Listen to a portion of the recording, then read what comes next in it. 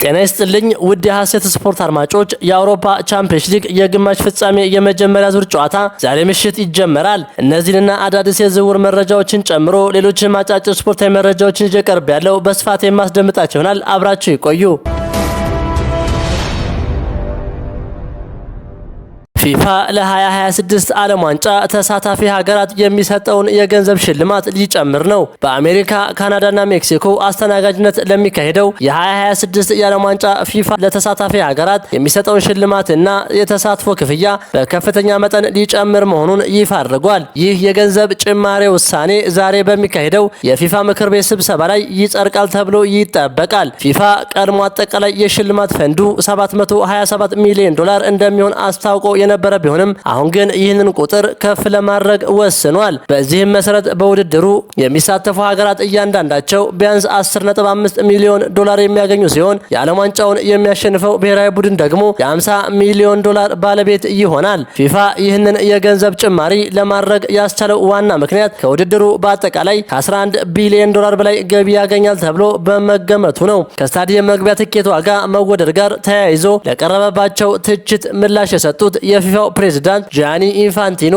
ከውድድሩ የሚገኘው ገቢ በሙሉ ለፊፋ አባል ሀገራት የእግር ኳስ ልማት በቀጥታ የሚውል መሆኑን አረጋግጠዋል።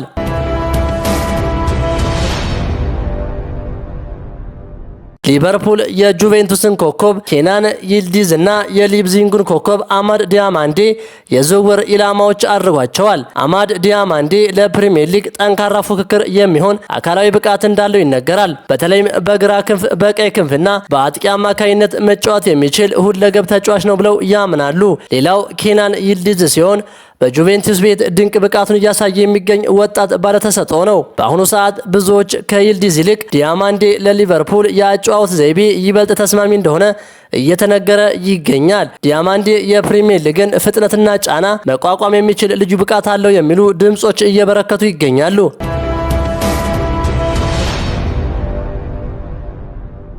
ሳንድሮ ቶናሌ ስለ ማንቸስተር ዩናይትድ ዝውውር ወሬ ምላሽ ሰጠ። የኒውካስትሉ አማካኝ ሳንድሮ ቶናሌ ስሙ ከኦልትራፎርድ ጋር መያያዙን ተከትሎ የሚከተለውን አስተያየት ሰጥቷል። አሁን ላይ ትኩረቴ ኒውካስትል ላይ ነው። ለማንቸስተር ዩናይትድ ትልቅ ክብር አለኝ። ነገር ግን የሆነ ነገር የሚፈጠር ከሆነ ወይም ዝውውሩ የሚሳካ ከሆነ እንደ ኢሳክ ሁኔታ ሳይሆን ነገሩ በዝምታ እንዲጠናቀቅ ተስፋ አደርጋለሁ ብሏል። ይህም ተጫዋቹ ለዩናይትድ ያለውን ክብር ቢገልጽም ዝውውሩ ከተካሄደ ያላስፈላጊ ጫጫታ እንደሚጠናቀቅ ይፈልጋል።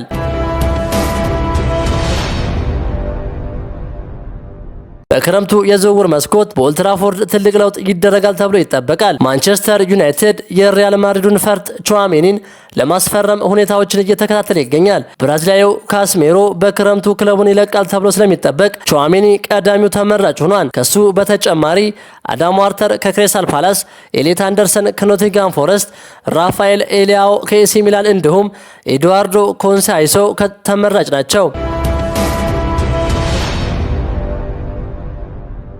የዝውውር ጉዳዮች ንጉስ ተብሎ የሚጠራው ጣሊያናዊ ጋዜጠኛ ፋብሪዚዮ ሮማኖ እንደዘገበው ከሆነ የበርንማውዝ አሰልጣኝ አንዶኒ ኢራውላ የቼልሲን መንበር ለመረከብ ከፍተኛ ፍላጎት አሳይቷል። ባለፈው የውድድር ዘመን በበርንማውዝ ድንቅ ስራ የሰራው ስፔናዊ አሰልጣኝ ከበርንማውዝ ጋር ያለው ኮንትራት በዚህ ክረምት የሚጠናቀቅ በመሆኑ ቀጣይ መዳረሻው ለንደን ሊሆን እንደሚችል እየተነገረ ይገኛል። ሮማኖ ስለ ሁኔታው ሲናገር ኢራውላ በፕሪሚየር ሊጉ የመቆየት ፍላጎት አለው። የቼልሲ አሰልጣኝ የመሆን እድሉን በደስታ ይቀበለዋል። ነገር ግን ቼልሲዎች በአሁኑ ወቅት ሰከን ብለው አማራጮቻቸውን እያጤኑ ነው። እስካሁን የተደረሰ ጥልቅ ድርድር የለም። ቼልሲዎች ለቡድኑ የሚመጥን ትክክለኛ ሰው ለመምረጥ ጊዜ ወስደው መወሰን ቢፈልጉም የኢራውላ ስም ግን በዝርዝሩ ውስጥ በዋናነት ተቀምጧል ብሏል።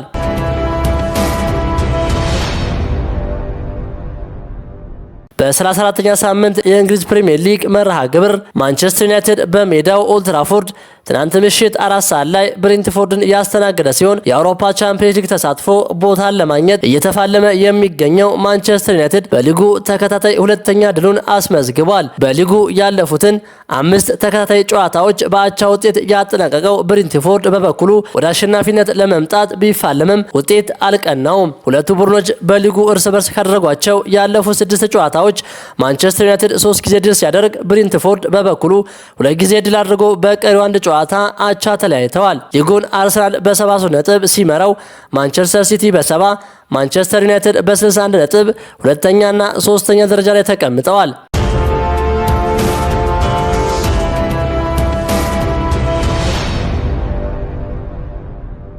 በአውሮፓ ቻምፒየንስ ሊግ ዛሬ ምሽት ፒኤስጂ ከባየር ሙኒክ የሚያደርጉት የግማሽ ፍጻሜ የመጀመሪያ ዙር ጨዋታ ይጠበቃል። የአምና የመድረኩ አሸናፊ የፈረንሳይ ክለብ ፒኤስጂ በድጋሚ ዋንጫውን ለማንሳት የሚያደርገውን ጉዞ ለማጠናከር ወደ ሜዳ የሚገባ ይሆናል። ምሽት 4 ሰዓት ላይ በፓርክ ደ ፕሬንስ የሚጀመረውን የሁለቱ ቡድኖች ተጠባቂ ጨዋታ ስዊዘርላንዳዊው ዳኛ ሳንድሮ ሻረር ይመሩታል። ጨዋታው ነገም ሲቀጥል ብቸኛው የእንግሊዝ ተወካይ አርሰናል ከሌላኛው የስፔን ተወካይ አትሌቲኮ ማድሪድ የሚያደርጉት የግማሽ ፍጻሜ የመጀመሪያ ዙር ጨዋታ ይጠበቃል። ምሽት 4 ሰዓት ላይ በሪያድ ኤር ሜትሮፖሊታኖ ስታዲየም የሚጀመረውን የሁለቱ ቡድኖች ተጠባቂ ጨዋታ ኔዘርላንዳዊው ዳኛ ዳኒ ማኬሌ በመሃል ዳኝነት ይመሩታል። ክቡራን የሐሴት ስፖርት አድማጮች የዛሬው የስፖርት መረጃችን ይህንን ይመስል ነበር። ሐሳባችሁን በኮሜንት አጋሩኝ። ለሌሎችም እንዲደርስ ሸር አድርጉት። ቸር ተመኘን።